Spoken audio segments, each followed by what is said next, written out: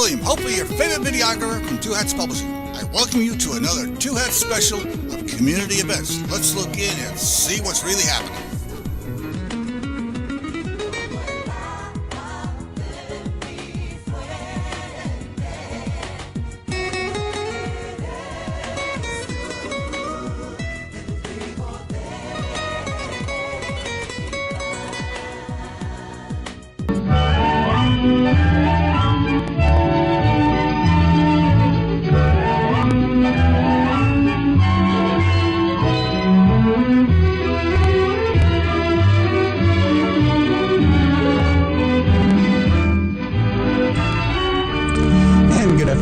Welcome to Lambda Weekly. I'm Dave Taffet, and I'm here in the studio with Lerone Landis.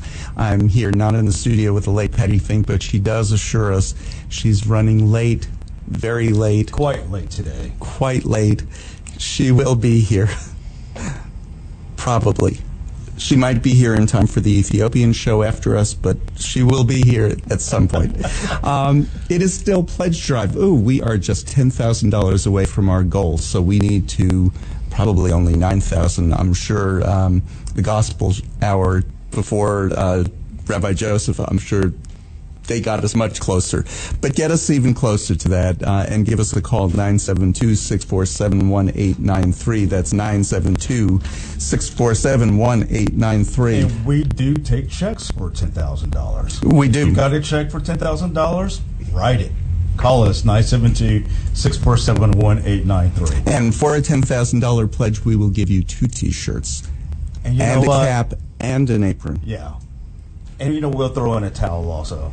We'll do that. Yeah. One thing that we do have left over from last week, we have one more ticket to the Dream Syndicate, which is appearing at the Granada Theater on Friday, January 19th. The show's at 9 p.m. We have one pair of tickets. $40 gets you a pair of tickets.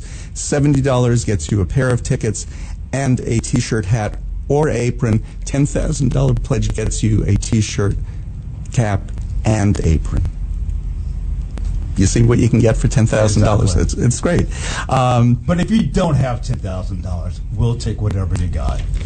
We will. Not everything you've got, but what you feel programming here at KNON is worth. Because we do need to put in our share of the expenses. Monthly expenses here at KNON are $63,000 a month. And Pledge Drive covers a good portion of that. Our tower lease is our most expensive item. Tower lease is $4,876. The rent here is $2,750. Moving, if we have to. All the buildings around us are fenced up. Did you notice that? Oh, I noticed that weeks ago. They're all coming down, and since we've moved in here, a lot more vacancies in this building, too. Yep. Mm-hmm. So eventually we're going to have to move. I think we have at least another year on this lease, but those are expenses that that come around every once in a while, and I guess we'll keep the door again to this studio because we have the doors to all our previous studios out in the lobby. Phone is $2,050, and it takes a phone line to get the signal from here down to the tower. So it's expensive to run a radio station. You know what you're not paying for here at KNON? Lots of expensive salaries and fancy studios that take up a square block of right next to downtown Dallas. And you're also getting somebody live and... Yep. And you know what else you're not paying for? Our big, gigantic salaries. Mm-hmm. None of those here. Yeah, we get checks in the amount of $0. Mm-hmm. But we can direct deposit them now. No, yeah, I know. It'll go, that $0 will get there much quicker. We do have a guest today. Yes, we do. And our guest is Lee Daugherty. He is the president of Stonewall Democrats of Dallas. It's the largest Democratic club in the state. Not the largest Stonewall Democratic club in the state, the largest Democratic club in the state. Welcome, Lee. Thank you. It's good to be here. Thank you so much for coming. Look who walked in very late. Welcome, Patti. Lee, let's start with how you got started, because being president of a Democratic club, very often it's not a political position at all, because they're small clubs and, they support their parties, Democratic or Republican clubs. They just support their parties. platform, their party's candidates. But being part of Stonewall Democrats, the largest Democratic club in the state, is kind of political. So how did you get your start? I started into politics. It's interesting. Kind of goes back to my childhood. I remember growing up watching, Reagan on television and stuff. But the first general election I got involved with was in 1992, and I grew up north of here in Allen. Very conservative. Oh, cool. So you're local. I am a Local guy. I am a local. It used to be just pasture. I grew up in Lucas next to it, technically. So, yeah, that was a small, I think, under 2,000 person town when I was there, and it's, of course, blown up in population-wise now. But the first general election I got involved in was in 92, and that was Bush and Clinton and Ross Perot. And that's right. I remember Flashcard Perot. Really involved. I did a book report on Ross Perot, so I probably was a little biased as a kid. But I talked to my parents, and I was like, "How do I get involved in politics?" And they're like, "Well, call the office." So I called a campaign office. I got a Perot sign, and I started picketing in front of my middle school. Ford Middle School up there. Oh my God, that's awesome! And I did it all week. My parents would take me early to school, and I'd picket. And then later on the week, some other students joined. I think they were for Bush, but it was kind of interesting to, at a young age, to be like, hey, this, politics is cool, and that's how I got started. More recently with Stonewall. I've been a member, and I was asked to run for president. The president position, and was elected President of Stonewall, not President of the United States. Not President of the United States, no. So maybe after your term as Stonewall president. The future's bright after Stonewall. We have a lot of great past presidents that have gone on to higher office. So.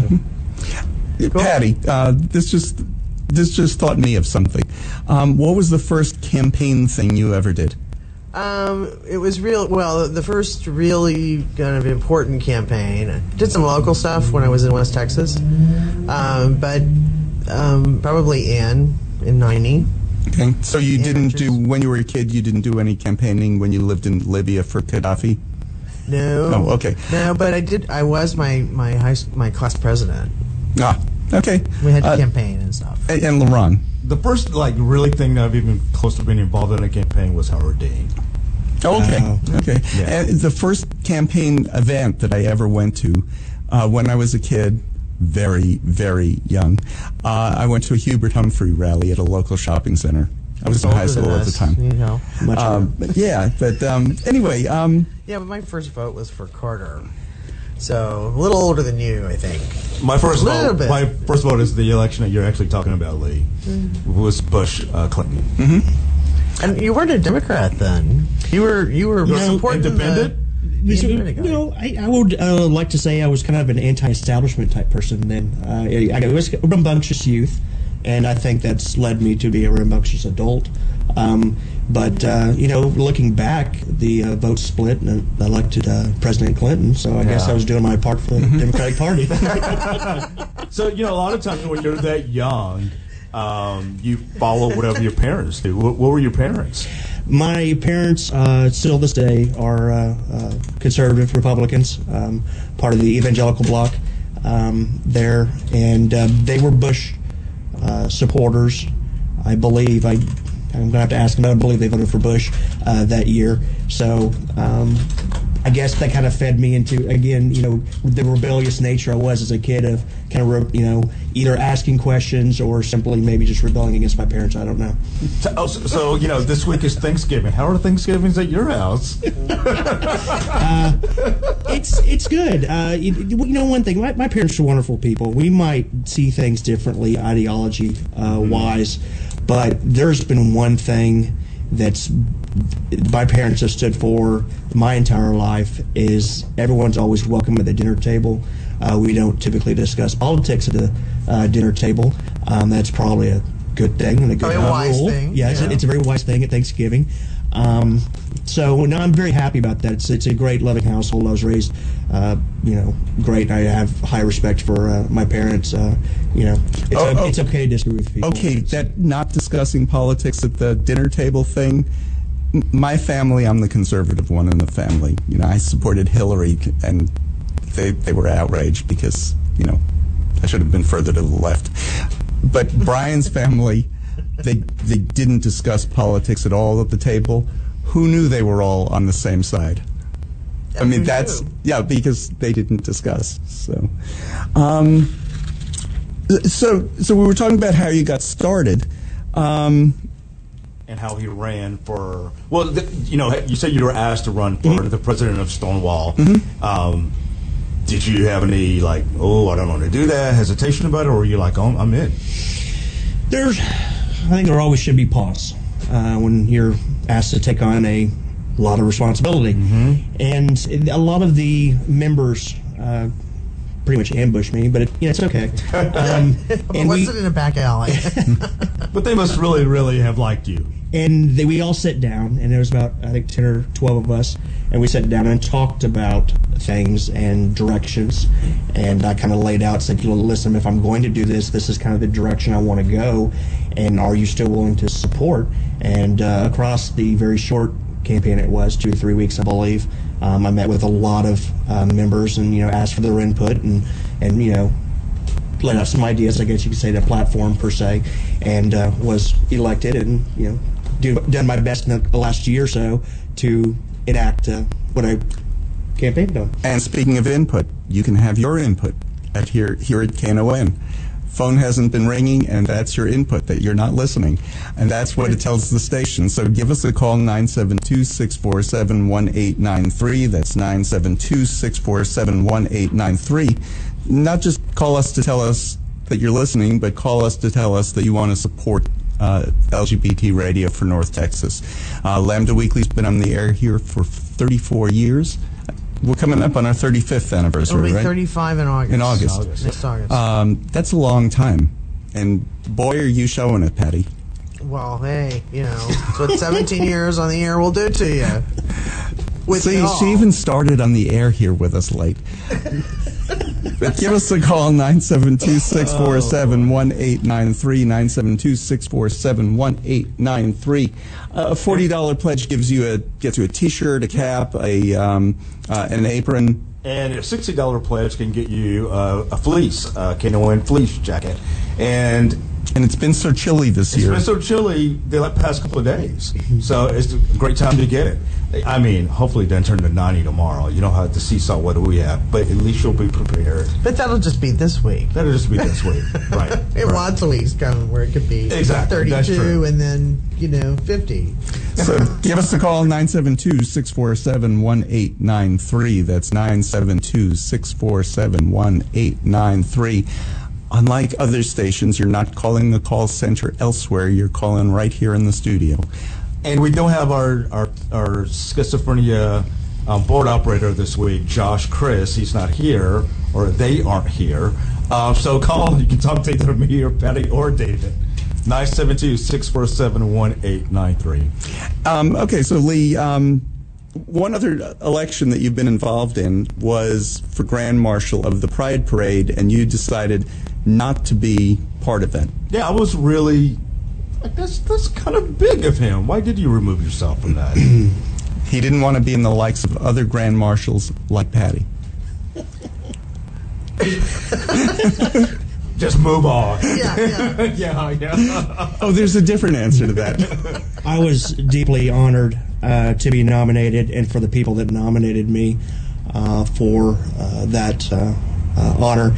When I sat down and thought about it, and there was a lot of discussions had throughout this year, especially during Pride Month, throughout the country, and looking back at as a member of the Dallas Tavern Guild that puts on the Pride Parade, we have struggled through the years with inclusion of marginalized communities inside this community, with representation of transgender individuals, with Latinos, with African Americans, in the leadership and steering committees, and in the Grand Marshal process itself. And I felt it very needed to make sure that individuals that are doing great work, they're doing great activism work, they're working very hard for the community, that they were able to have a spotlight on their work and their themselves as individuals. And I just decided to go ahead and withdraw my nomination to make sure the community was seeing those people and make sure they get the recognition they deserve. And I guess it worked because this is the first year we've had one an African American and two a trans individual. I think that's really great. The community great. obviously responded. And a because we're talking Hispanic about person. this. No, that wasn't the first time. It was not? No. Oh, okay. No, he I talked to. Honorary, I think. I can't remember. We thought it might be Lupe, but it's Oh, Lupe. It was, that's exactly Okay, yeah, okay. It wasn't the first time. But I think it's great to see the community responding to these discussions.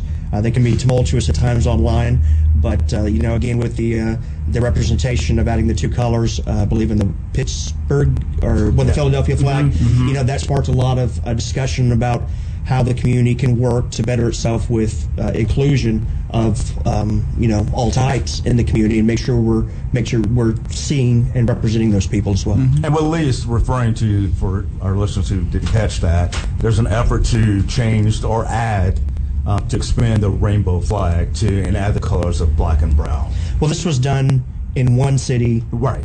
to signal that we see you and we're going to work on this major problem we do have in this community. Yeah, because the rainbow flag was originally, it's meant to be a rainbow, everybody, and a lot of people feel that it isn't. So let's make that more visible. Well, I do think that we have a real issue here in Dallas.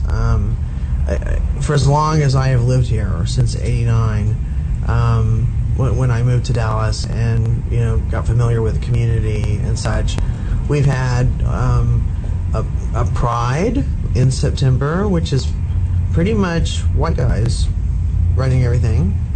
Very few women. Really nobody of color.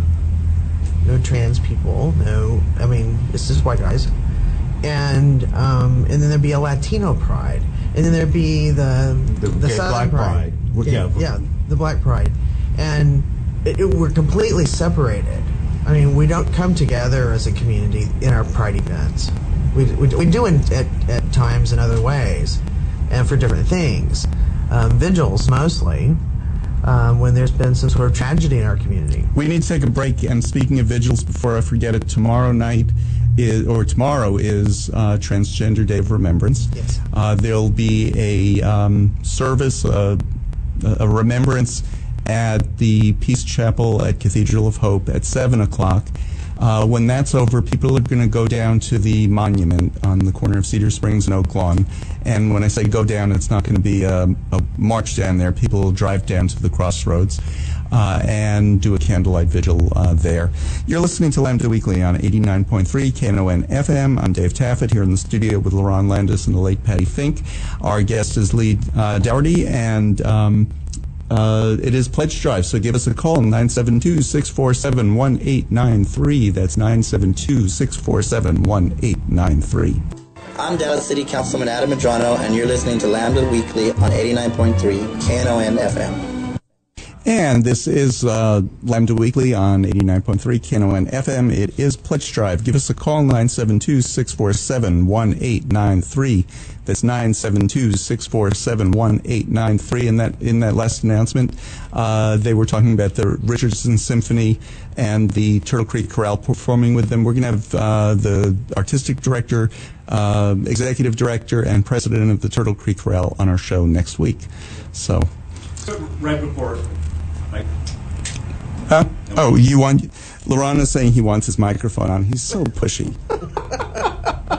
So just before the break, we were discussing, we started out talking about this attempt in, I believe, in Philadelphia to expand the existing rainbow flag to add the colors as a way to more visibility and inclusion of people of color in the LGBT community. And Patti was talking about how there's a problem here in our Dallas community, and it really has been for years. But I wanted to ask Lee, as a leader of an LGBT caucus of the Democratic Party, what do you see, or how do you attempt that we can probably expand that, and even just in leadership or in inclusiveness in that?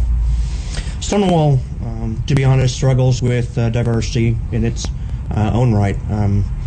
The board and leadership is mainly white, and it's in mainly men, and the officer holders like that. And it's something, once again, we have to work on, and it's not enough to say, well, you should run for office, or you should, we have to create space. And I think that's one thing that needs to be done in every organization, in every business, and every walk of life. Is it's not enough to just set a table that people can sit at. You have to create the space and an environment that they are welcome and their ideas are listened to and respected. And I think that's very important moving on, and I think the newer generation is taking this issue extremely seriously, and I'm glad we're having these discussions of, I guess, there's radical, inclusive nature. And Stonewall Dallas was founded by a woman, Christy Kinsler, who passed away just a few weeks ago, and the last female president of Stonewall, and she might have killed it for the rest of the organization, was Erin Moore, who is not related to Roy Moore, I understand. Is that right, Patti? That is right. That is correct. I get She's Roy related and to me. Roy. She's related to you. Roy and Erin. I get the two of you mixed up. And I'm sure Erin understands that because She clarified that she's not related last week. yes, she did. She doesn't wear a stupid little vest with a stupid little cowboy hat. Ever. Ever. Boy. Oh, okay, that's how I'll remember them from now on. If I see the cowboy hat, I'll know it's not Erin Moore. Right. That one's the Roy Moore person. Yeah. And for more conversation on this idiotic level, you can always tune into Lambda Weekly. It is Pledge Drive here at KNON, and KNON has supported the LGBT community since its founding, which was actually before the Dallas Voice. There was no other way to get LGBT news and nonsense anywhere else but KNON here in Dallas, because we've been on the air here since 1983. Give us a call. Show us that you support, show the station that you do support gay and lesbian radio for North Texas. Number is 972-647-1893. That's 972-647-1893. One more time, it's 972-647-1893.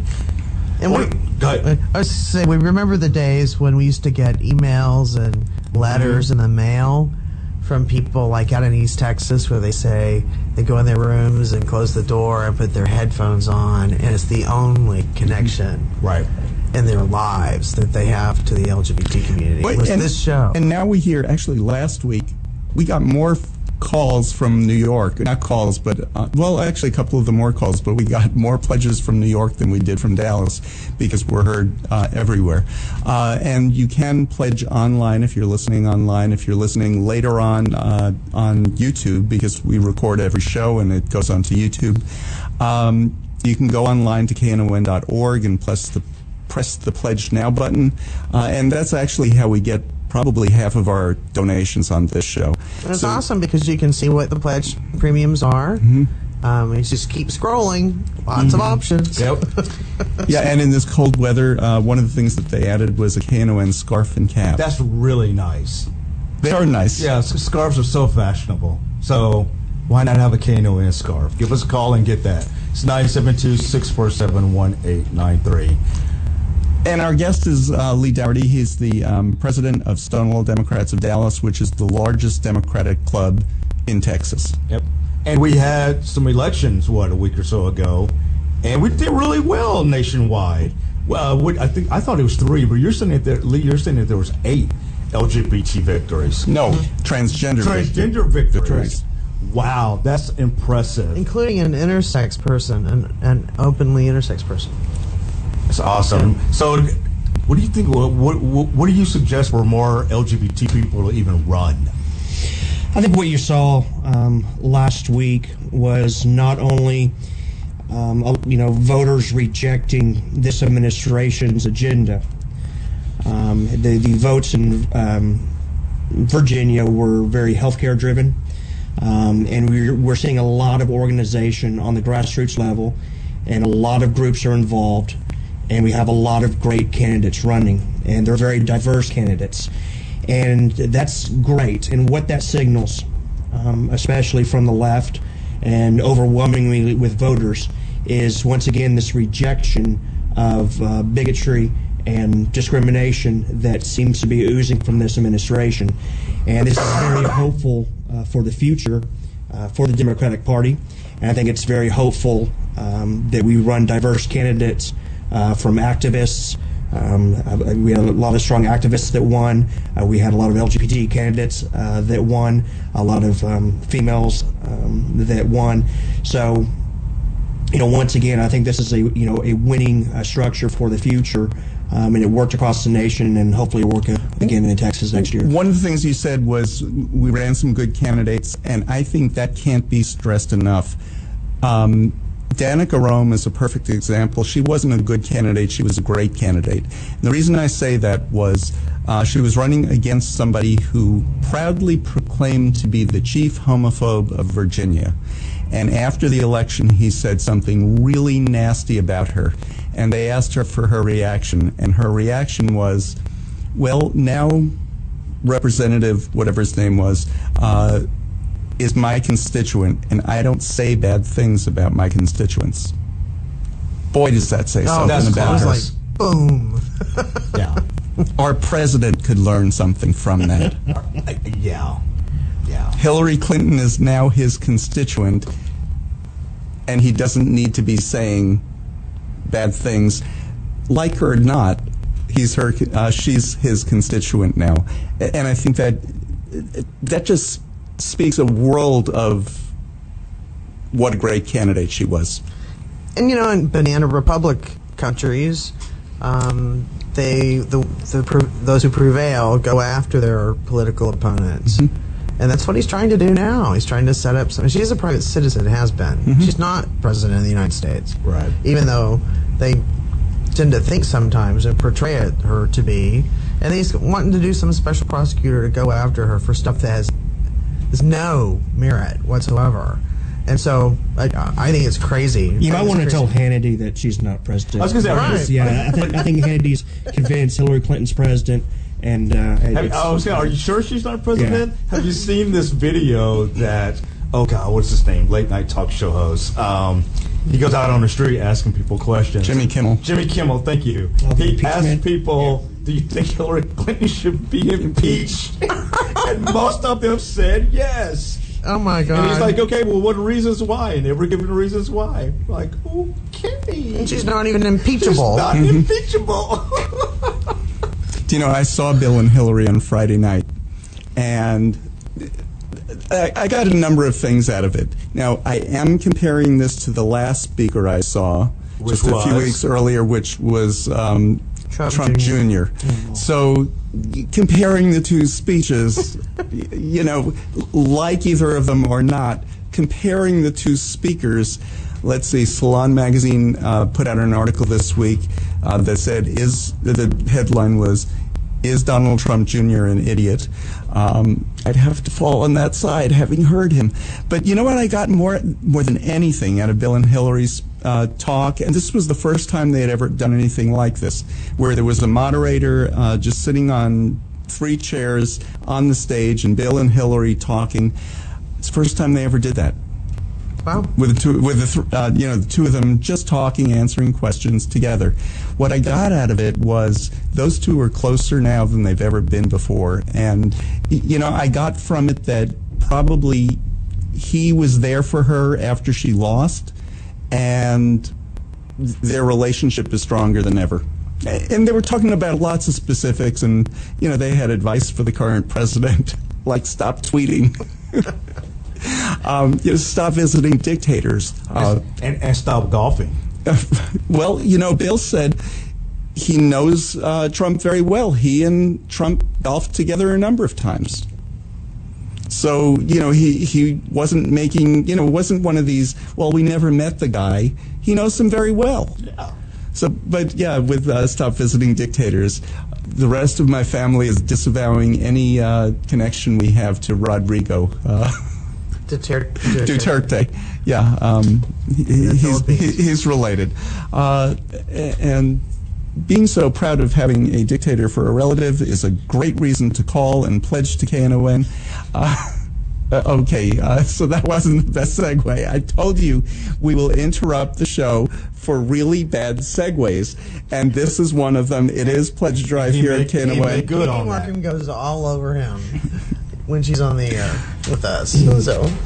So give us a call, 972-647-1893. Again, that's 972-647-1893. We do need your help to keep us on the air. What is this? I'm throwing papers across the table so other people can read them. Oh, yeah. So Friday, January 19th at the Granada Theater is the Dream Syndicate. You can still get a pair of those. One pair of tickets is $40 gets you one pair of tickets. And $70 gets you a pair of tickets plus a T-shirt, a hat, or an apron. And there's another way you can actually skip doing this by having, I'm going to throw this to Patti because she talks about it so well, and that's the Elite Music Sponsorship. Thank you. If you get the Elite Music Sponsor for $500, then throughout the year, and Knon has what, 40 events. 45 events during the year, most include food, then your name and a guest, you and a guest. Lee's ears perked up. Food. Then you like food. Your name with any guest you may want to bring is just on the list. So you don't have to worry about where are the tickets. Did you get the tickets? Are they in the car? Are they in your wallet? Oh, we have to go back for the tickets. Mm-hmm. No. Just go enjoy. And tickets for a show, $50, $75 a piece, free. Dinner for the whole dinner for two, included. And again, let's not forget about gas to get there and parking, the cost of parking.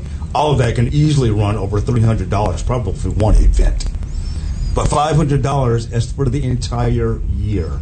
So give us a call, 972-647-1893. That's 972-647-1893. And I want to remind people, because we know we have a lot of people who listen to the show on the internet, either streamed live on Knon.org or later on our YouTube channel.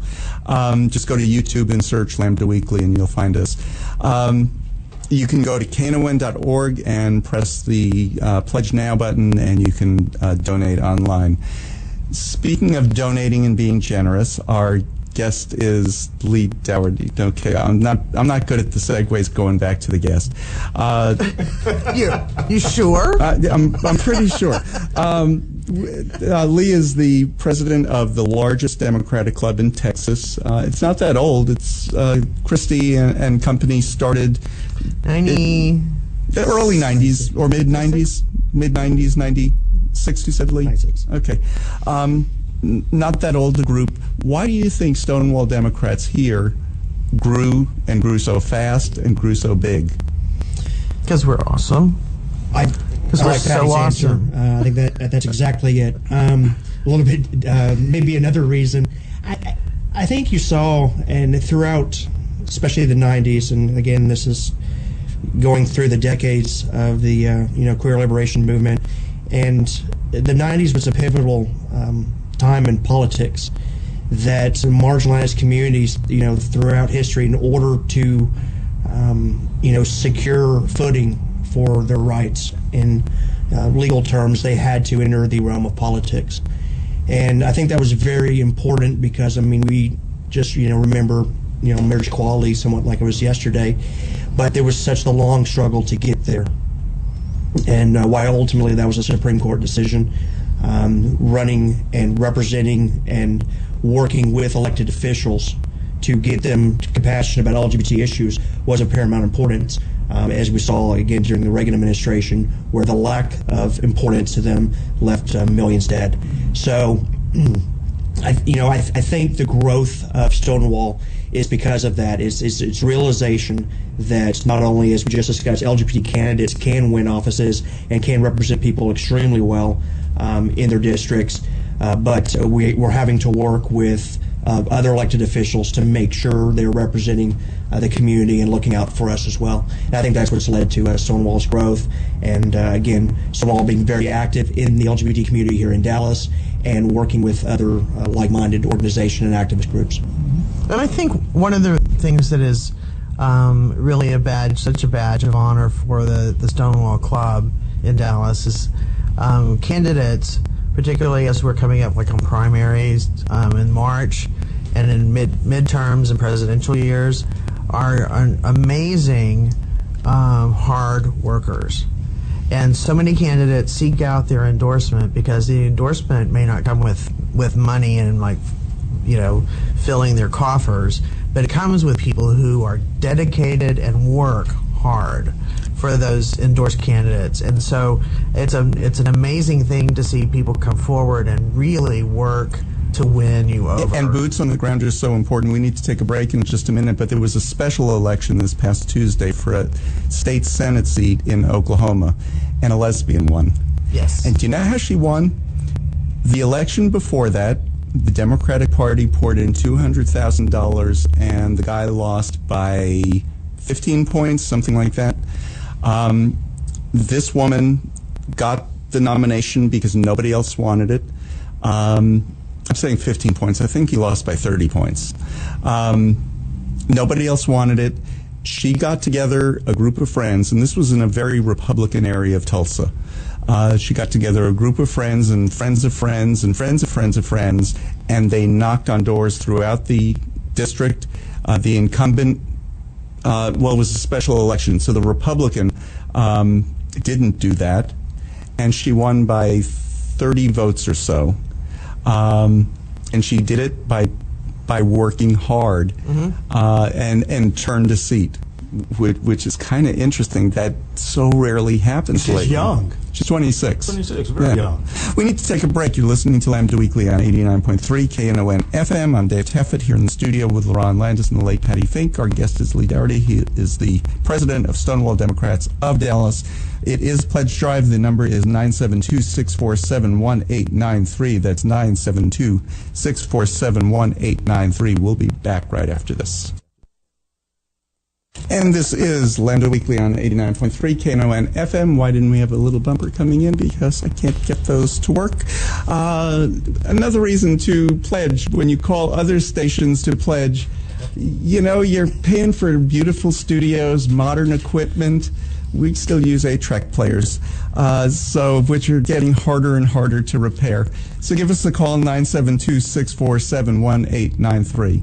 When we come into the studio, and this has been since we were back in the crack house, we'd say what works, what doesn't work. Mic number 3 doesn't work, and this CD player doesn't work, and this, Right. Or like, that one's kind of iffy. I mean, we still have to do that because we do. This is a volunteer station. I was excited when Gene Soslow was elected to the Knon board, and I told him on Facebook, I said, I'm so excited you're going to be serving. Could you please, finally, at long last, get our DJ paychecks direct deposited?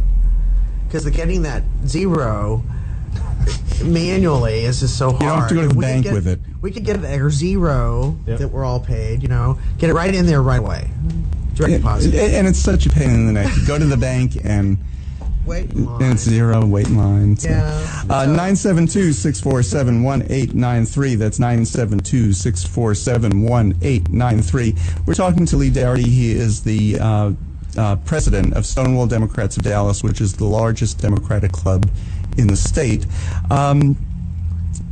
You were saying before the show, we were just talking about throwing things out there, and we were saying, well, all of these scandals, Al Franken, Roy Moore, and everything. And what you said was, we're all talking about that, and it's a nice deflection from what's really important right now. It's a very important discussion to be had. Sexual misconduct and harassment, in every industry, Hollywood, politics, business, everywhere needs to be addressed. I was just talking about that the amount of airtime this is taking with the media when we have the GOP tax plan, or as most people refer to as the tax scam, in the Senate right now. And this is a critical, piece of legislation. It's a horrible piece of legislation. Not only because of the tax plan and I know taxes aren't sexy, and a lot of people don't like. Patti hates talking about taxes. I love it. I love it. You're on the right show. I love math. I love taxes, but what's more personal about this piece of legislation than anything else is the repeal of the individual mandate. So this tax plan is actually Obamacare. a health care plan as well. And, once again, CBO scores show, if that mandate's repealed, 13 million people lose their insurance, and the insurance market will skyrocket and became very, very volatile. Do you know what I love on this tax plan? That they snuck in at the last minute. A deduction. Now, you won't be able to deduct, you're an average working person, you work in a state that has a corporate, that has a personal income tax as well as your federal income tax, but that's gone. But what's in there now is a deduction for your personal ownership of a private jet. Oh yes, the private jet So you deduction, need a break, yeah. And the estate tax too, or they call it the death tax. But Now, the news story I saw it in had a picture of Trump coming off of a Trump airplane. So, yeah, who's going to benefit from this?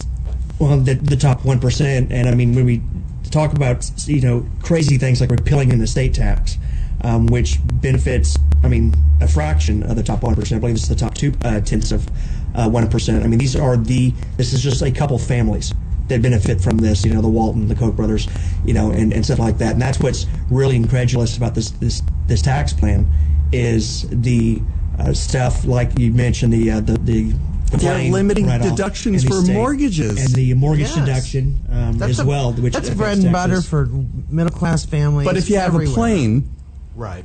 Like Yeah. Jim Hightower was talking on right before the show Mm-hmm. about the GE CEO who flew not one but two private jets everywhere he went. That's insane. And speaking of That's insane. corporations, this idea that the Republicans have never been able to shake this trickle-down economic theory. We tried this; it was proven wrong. It doesn't work. They're still trying to do it, and slashing corporate, tax rates. It all looks good on paper, but what they're not realizing is, the effective tax rate of corporations right now is one of the lowest in the world at around 15%. So you have a majority of companies that aren't paying their fair share in taxes, and they're simply going to be given another gift with this piece of legislation. you know where trickle down works? In a place where nobody is greedy. Where when they say, oh, we have additional income, let me share this with the person who cleans the toilets in my office. That's not Unfortunately, we going to still happen. live in a capitalist society, so we're profit-driven, and that doesn't work. And if there's graphics online of how trickle down works, and the little wine glass and the glass up top just keeps getting bigger and bigger and bigger. Because you're right, it doesn't feed down to workers, it doesn't feed down to families, it doesn't come down to the people that need it the most. And corporations tend to just sit on their cash.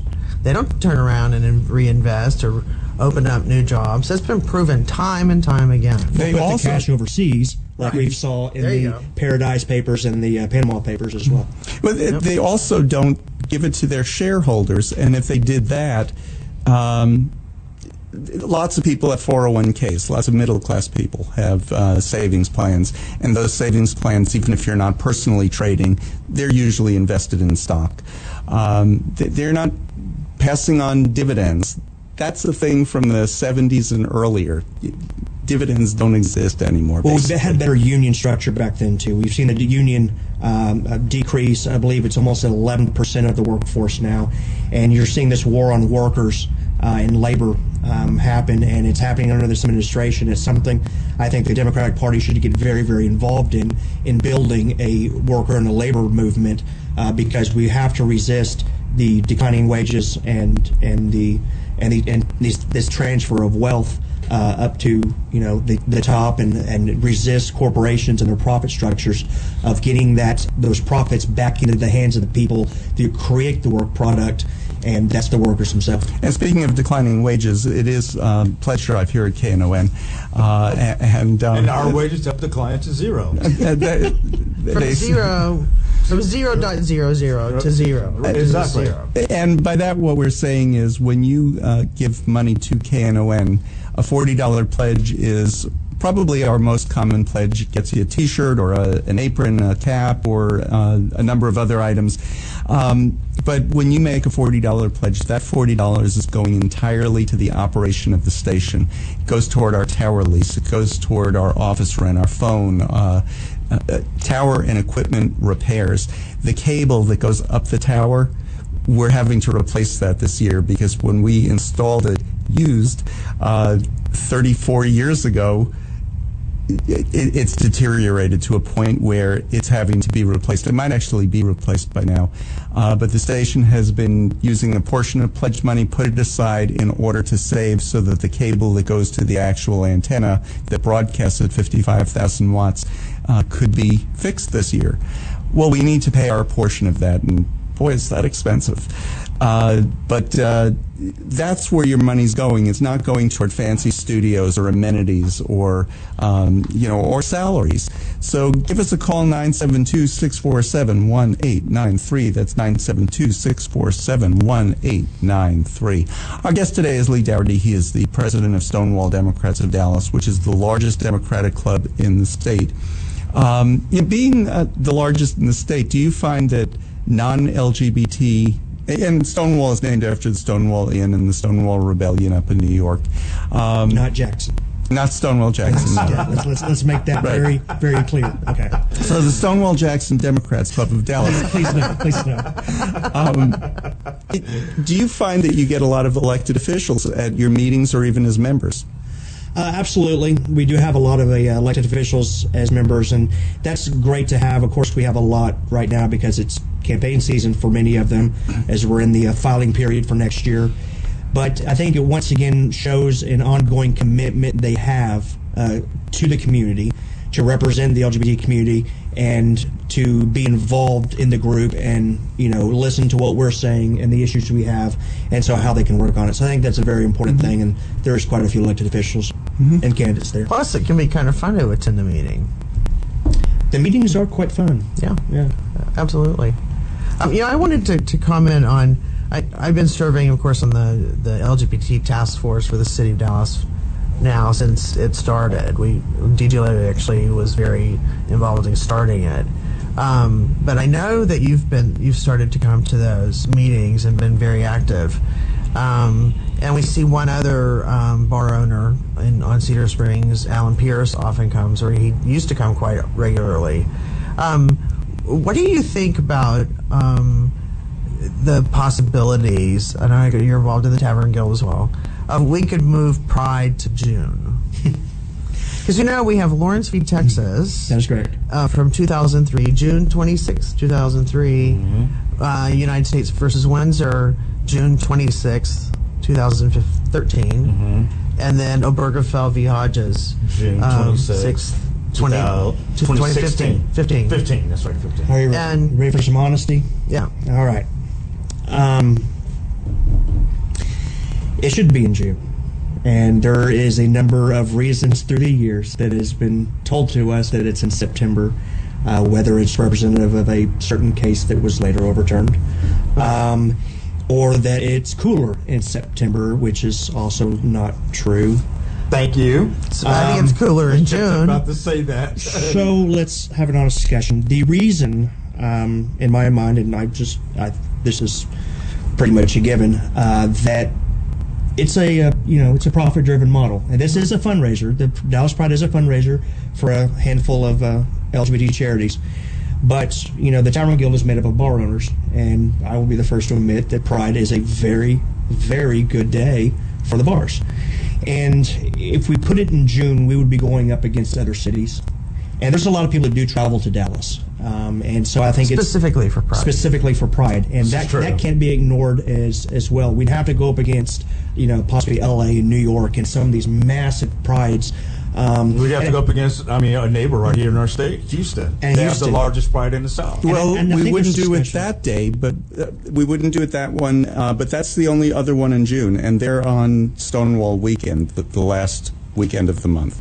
And there's discussion to be had whether we do a Dallas Pride celebration for Dallas, or we, go after the tourist dollar, or we just, again, try to stand on our own in a festival. Again, this year it was moved. Things are happening finally that are helping to reform Dallas Pride, whether it's inclusionary talk. We have a scholarship fund because the fees are exclusionary for a lot of smaller groups. We have a public funding option to hopefully start to regress us back from taking so much corporate money, which a lot of people, have a objection to, and who we get the money from, especially. And I think there's discussion to be had. I know the steering committee is already starting to meet for next year. So I think, again, the input from the community will really help. Do you know there's another logistical reason that would be a problem? And that's the float maker. There aren't that many float makers around, and they did 30 floats for Pride, and their June months, the entire month, they wouldn't be able to do our floats. They're the only float maker here in Dallas. So that's a logistical problem. There is. So. I mean, they're moving anything. I mean, there's going to be a lot of logistical issues of moving that because, the planning for next year just started, I think, last week. So we would have to start that planning even, before on that. But, again, it's as many input from the community they can be given. And, people are listening. I do listen to a lot of people's input, and I do my best in those meetings to try to accommodate the number of people. Mm-hmm. Again, before the show, we were talking a little bit about especially one race, and you said, yeah, politics is dirty business. Very dirty business. Yeah, comment. What race are you specifically? We were talking about the county chair. Again, even on local Democratic county chair. Yeah, even on local, races, we have, contentious. Politics is contentious, and a lot of people, I guess, see that aspect of it. I guess try to stay out of it, and there's a pro and con of that because if you stay out of politics, politics comes after you, and that's been proven every step of the way through the history of this country. The contentious side of it, some people kind of enjoy. I believe it's called popcorn, and a lot of people just see people fighting on social media. Drama, as I call it. Drama. Yeah. But there's contentious, stuff inside parties, across party lines, and it's part of politics, and to me, it is a very important part of politics. Now, unfortunately, due to some great messaging and all kinds of stuff throughout the last 20 years, we've become so polarized. That you're seeing this play out in a very real example, whether it's the base of the president, but especially in the Alabama race, to where you have individuals saying, what, I will never vote for a Democrat, I will never vote for a Republican, and this polarization is lethal in a long-term strategy. So, again, there's a lot of work to be done. Politics can be divisive. We've seen a lot of contested races in 2016 locally here, races going on right now. Politics gets a little dirty sometimes, and there's stories of old conventions of actual floor fights. These people used to lock themselves into a room and duke it out, literally on the floor, being hauled away by ambulances and stuff to win an election. So, I'm not saying we should return to violence on a convention floor or anything, but this is a contentious thing because it's not only a power struggle, but it's a push for values, which is worth fighting for a lot of times. And I think politics can be summed up, in my view, as whenever you mix people with policy, and you're gonna hit walls and hit walls and hit walls and throw some mud. And I think it's a vital part of our system to do primaries so that we can pick one. We can just pick who our slate's going to be as a party and put them, all the parties do that, so it's a reasonable ballot. But I really hate primaries because it's friends against friends. It's people you know versus people you know. It's all this internecine, slogging is it's distasteful to me. I dread it every year. I'm delighted when it's finally over. Sometimes there are runoffs, but I love primaries. I love it. It's just I think we need to move forward as a society to realize that it's okay to disagree with people. It's okay to disagree with friends even. But at the end of the day, we're at the same table. We're having a beer over it, or whatever. We move on, to what it is. And we've seen some divisiveness that's hung around. But at the end of the day, we all sit at the same table. We're out of time. Thank you so much, Lee. Thank you. Come back sometime. Absolutely. Thank you for having me. And our guests next week are from the Turtle Creek Corral. We'll see you next week. Have a good week. This is William, hopefully your favorite videographer from Two Hats Publishing. I hope you enjoyed this video. If you like it, please leave comments below, or like, follow, or subscribe to us and get notices of all our videos. We love it, even when you call.